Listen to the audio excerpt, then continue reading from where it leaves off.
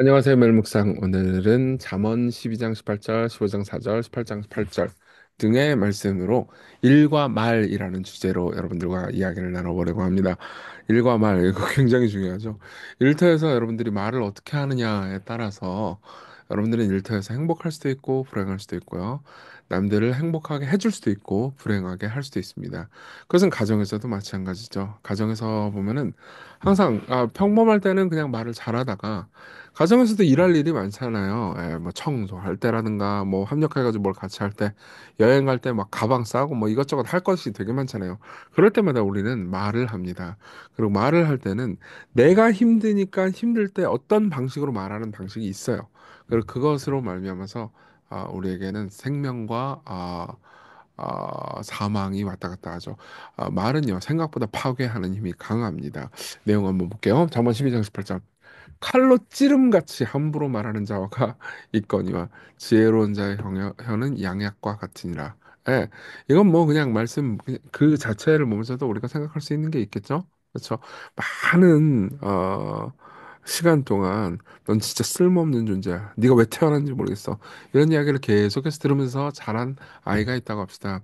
그 아이의 정서는 완전히 망가지겠죠. 그러니까 말로 죽여버릴 수 있습니다, 사람을요. 그것도 오랜 기간 동안 말을 하잖아요. 그럼 죽여버릴 수 있죠. 게다가 지혜로운 여자의 혀는 양약과 같습니다. 제가 예를 들면 일터에서 우리 교회에서 교육자들한테 교육자가 설교를 할 때마다 불러가지고 설교에 대해서 막 비판하면서 그따구로 설교하냐? 너는 하나님의 말씀에 대한 경외감이 없다. 미쳤구나. 그러면서 계속해서 갈고 된다고 해봅시다. 그러면요. 설교하기 싫어지는 건 둘째치고, 난 설교자가 아니구나. 나는 망했구나.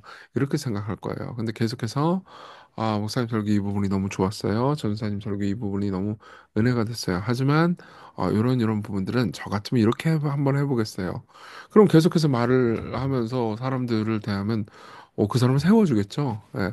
와, 내가 설교를 이렇게 할 때, 목사님이 나한테 관심이 많구나. 내가 더 하나님 말씀을 잘 전해야지. 이런 생각 하지 않겠습니까? 예. 그러니까, 우리가 어떤 방식으로 말하는지가 이 주변에 있는 사람들을 세울 수도 있고, 칼로 찔러서 죽일 수도 있습니다. 여기서 칼로 찌르다라는 말이, 그러니까 배다라는 의미이기도 했어요. 그건 무슨 의미냐면은 상처를 준다는 거죠. 예. 한번 상처를 주는 말을 쓰잖아요. 그럼 그것이 그 사람의 그 말을 들은 사람의 시간을 오랫동안 상처로 남길 수도 있습니다. 그건 잘 아물지도 않아요. 그러니까 우리는 말을 잘하는 법을 배워야 합니다. 온순한 혀는 곧 생명나무이지만 패역한 혀는 마음을 상하게 하느니라. 예. 온순한 혀는 생명나무입니다. 그러니까 말은 일종의 열매나 음식과 같아요. 그래서 그게 있어야만 살 수 있습니다. 여러분 말 없이 살 수 없어요. 예. 실제로 예전에 제가 한번 본 기록인데 그 사람 이름 까먹었네. 고대 어떤 왕 중에 하나가 그러니까 아이가 태어나면은 아이들을 이제 다 잡아들여가지고 아이에게 아무 말도 안 하게 키운 거예요. 그러니까 말을 듣지 못했죠. 어떻게 됐겠습니까? 아이들이 죽어버렸어요. 실제로 그러니까 음식이 없다. 그럼 굶어 죽잖아요. 그런 것처럼 칭찬해주고 사랑해주는 말이 없잖아요. 그러면 죽습니다. 예. 그러니까 그게 있어야 살 수 있어요. 세월이 많이 지나가도 기억에 남는 말은 누구에게나 있기 마련이에요. 예를 들면 내가 그림을 그렸습니다. 근데 그 그림을 내가 봐도 너무 좋아. 너무 위대한 그림이야. 라고 생각을 해도 주변에서 정말 좋은 그림이라고 말을 해주지 않잖아요. 그러면은 기쁨이 있을 수가 없죠. 그러니까 사실 여러분들이 일터에서 다른 사람들이 하는 일에 대해서 이제 피드백을 줄 때도 칭찬을 많이 해줘야 됩니다. 그리고 여러분들이 못하는 거에 대해서 내가 못하는 거 남들이 해주면 너무너무 고마워하셔야 돼요. 그걸 내가 맡았으면 잘할 수 있어. 그냥 비록 손이 부족해가지고 저 사람 시켰을 뿐이야. 나보다 더 못하는 사람 이렇게 생각하면 안 돼요. 아니 손이 부족해가지고 시켜가지고 일을 해줬으면 고마운 거지, 그렇죠? 그러니까 계속해서 그 사람들이 성장할 수 있도록 피드백을 줄 수는 있지만 계속해서 사랑하는 마음으로 생명나무 음식을 먹여줘야 합니다. 그러니까 여러분들이 일터에서 누군가를 보잖아요. 그러면 밥만 사주지 말고 말도 맛있는 걸로 이렇게 말로 잘 요리해가지고 말을 대접해 주세요. 저도 저희 교회 성도들과 또 우리 사랑하는 교육자들한테 그렇게 하겠습니다. 18장 8절. 일터에서 제일 힘든 것 중에 하나죠. 남의 말하기를 좋아하는 자의 말은 뭐예요? 별식과 같아서 뱃속 깊은 데로 내려가느니라 이렇게 말합니다. 별식이래요. 그러니까 이제 외식, 맛있는 음식 같아요. 그래서 어떻게 해요? 뱃속 깊은 데로 내려가요. 여러분 이게 뒷담화를 계속해서 하잖아요. 그러면 뭐 A라는 사람을 뒷담화를 한다고 합시다. 그러면 여러분들이 A라는 사람을 잘 몰라도 누군가 여러분들한테 와서 A를 계속 뒷담화하잖아요. 그러면 누군 까내리는 게 되게 재밌거든요. 예. 그 사람을 까내리면서 내가 약간 높아지는 것 같은 느낌을 받아요. 그 일종의 칭의 전략이에요. 내가 의롭다, 내가 괜찮다라는 것을 확인하고 싶어 하는 전략이죠. 그래서 어떻게 됐냐? 그러면 그 A라는 사람에 대한 인상이 뱃속 깊은 곳으로 내려갑니다. 그러니까 내가 생각할 때 A는 쟤는 저런 놈이야라고 말하면서 선입견을 가지게 되는 거죠. 그리고 그 선입견은 그 사람을 오랫동안 지배합니다. 그러니까 뭐예요? 그럼 인간관계가 다 망가지겠죠. 여러분 일터에서 특별히 뒷담화 하지 말자. 이걸 철칙으로 삼으세요. 예.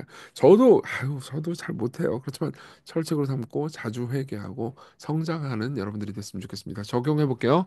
말은 생각보다 파괴력이 강하고 생명력도 강합니다. 그러니까 말을 지혜롭게 쓰는 습관은요, 꼭 가져야 되는 습관이에요. 여러분 오늘부터 기도하면서 주님 제가 말을 지혜롭게, 말을 아름답게 사용할 수 있게 해주세요. 그랬으면 좋겠어요. 그리고 뱃속 깊은 곳의 내러티브가 무엇인지 생각해 봅시다. 자, 뒷담화를 조금 더 깊이 생각해 보자고요. 예. 뒷담화를 할 때는 여러분들 마음속 깊은 곳에서 이 세상에 착한 놈과 나쁜 놈이 있다라는 생각을 하는 겁니다. 예. 그리고 악당과 영웅을 만드는 거죠. 그리고 뒷담화를 하면서 그 사람을 악당으로 만들면서 그 탓할 것을 책임질 것을 그쪽으로 몰아넣습니다. 예. 그리고 나는 그 거기에서 책임 잘 졌고 나는 괜찮은 사람이고 의미 있고 가치 있는 사람이다라고 하는 것이 뒷담화의 본질이죠. 근데 이게 기독교의 원죄 교리와 위반된다라는 것을 여러분들 알고 계시나요? 예. 원죄교리는요, 어떤 악당이 있고 어떤 착한 놈이 있다. 이렇게 얘기하잖아요. 우리 모두 죄인이죠. 그렇지만 하나님께서 선하시고 우리를 인도해 주신다고 말합니다. 여러분들이 기독교인이라면 원죄교리를 믿는다면요. 그러니까 쉽사리 악당과 영웅을 만들지 마세요. 어떤 뭐 국가적으로 사고가 일어났다. 그러면 항상 여러분 언론을 보잖아요. 그럼 국가적으로 무슨 사고가 일어났다. 그럼 책임질 놈을 빨리 찾아냅니다. 그래서 계속 욕해요. 예. 이거는 제가 뭐 언론인들을 비난하고 싶어서가 아니고 인간을 비난하고 싶어서요. 그러면 인간이 잘 팔립니다. 언론인들도 잘 팔리는 기사 쓰고 싶을 거 아니에요. 많이 보는 기사. 그죠? 그러니까 악당과 영웅 서사를 만들어내면서 어떤 기관이 너무너무 탐욕적이고 나쁘고 그냥 악이 가득한 놈들로 만드는 거예요. 그러면서 개혁해야 된다. 그러면서 이제 막 두드려 패는 거죠. 이게 여러분들의 삶에 도움될 게 없다라는 것을 생각해 봐야 됩니다. 스팀 켈러 목사님은 말 혹은 글을 전문적으로 직업으로 삼고 있는 언론인을 가리켜서 이렇게 얘기합니다. 그렇지 않은 언론인은 어떻게 달아야 하는가? 복음적인 세계관, 피조물 가운데서 그 무엇도 우상화하거나 악마로 취급하지 않는 복음적인 세계관은 저널리스트들을 특별하게 준비시켜서 공명정대하고 열린 마음으로 기사를 작성하고 보도하도록 이끌어준다. 앞에 살펴본 것처럼 다른 세계관들은 한쪽은 지나치게 신뢰하는 반면 다른 편은 좀처럼 믿으려들지 않는다. 우리나라에도 여러 언론들이 있고 그 언론들은 그러니까 논조를 가지고 있고요. 그리고 특정 정당들을 옹호하는 경향이 있죠. 따라서 어떤 세계관을 바닥에 깔고 있든지 복음적인 내러티브를 가졌을 때에 비해 천진난만할 만큼 긍정적이거나 그러니까 자기가 지지하는 정당은 막 긍정적으로 그리거나 과도하다 싶을 만큼 냉소적이고 회의적인 분위기를 띈다. 상대방 그 정당은 계속해서 비판하는 거죠. 제가 여기서 좀 주제넘은 충고를 하자면 여러분 왼쪽이든 오른쪽이든 그 특정 방송들 있잖아요. 유튜브 방송 중에서 막 너무 심하게 막 두드려 패는 방송들 있잖아요. 그거 여러분 보지 마세요. 왜 보지 말라고 그러냐면은 여러분들이 정치 성향에 간섭하고 싶어서가 아니고 여러분들이 복음적인 세계관을 안 가지고 이 세상을 선과 악의 이분법으로 보고 어떤 사람을 특별히 선으로 그리고 우상으로 특히 정치 지도자를 메시아로 보게 될 위험이 있어요. 아니 우리의 메시아 예수님밖에 없습니다. 그럼 항상 어떻게 돼요? 위기를 볼 때 이 모든 그러니까 잘못된 세계관은요 재빨리 비난한 상태부터 찾도록 기도하죠. 예. 생각하십시오. 우리가 일터에서 이런 세계관을, 복음적인 세계관을 안 가지고 이런 세계관을 가졌기 때문에 쉽사리 맨날 뒷담화하고 누구 까고 잘 알지도 못하고 평가하는 걸 수 있습니다. 자, 우리 기도합시다. 죄의 유혹을 거절하고 하나님의 약속을 믿게 하소서. 사실은 금요일날 했던 기도인데요. 요 기도를 조금 깊게 하려고요. 말로 하는 죄의 유혹, 내 언어를 하나님 붙잡아 주시고 유혹을 거절하게 해주십시오. 그리고 사랑으로 하나님을 쳐다보게 해달라고 기도합시다. 우리에게는 뒷담화 말들이 필요한 게 아니고 하나님의 말씀과 약속이 필요합니다.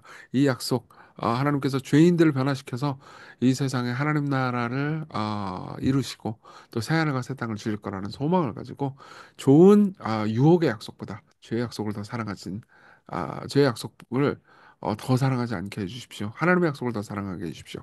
우리 같이 기도하겠습니다.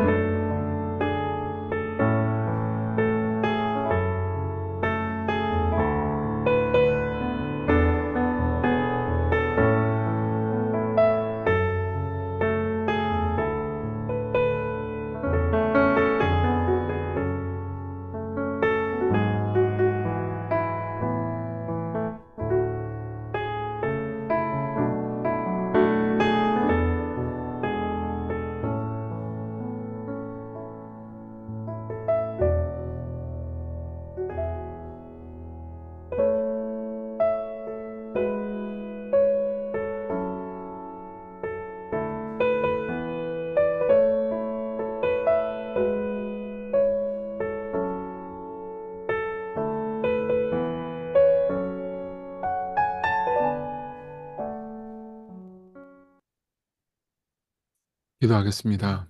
은혜로우신 하나님, 우리의 말을, 우리의 언어를 잘 사용하게 해주세요. 하나님을 사랑하며 이웃을 사랑하며 우리의 말로 세상을 세우고 사람들을 세우는 삶을 살게 해주세요. 예수님 이름으로 기도했습니다. 아멘. 네, 오늘도 일터에서, 가정에서, 여러분들이 있는 곳에서 좋은 언어를 사용하시는, 그래서 그리스도 안에서 행복한 하루 보내는 그런 하루 되게 해주세요. 그런 하루 되세요.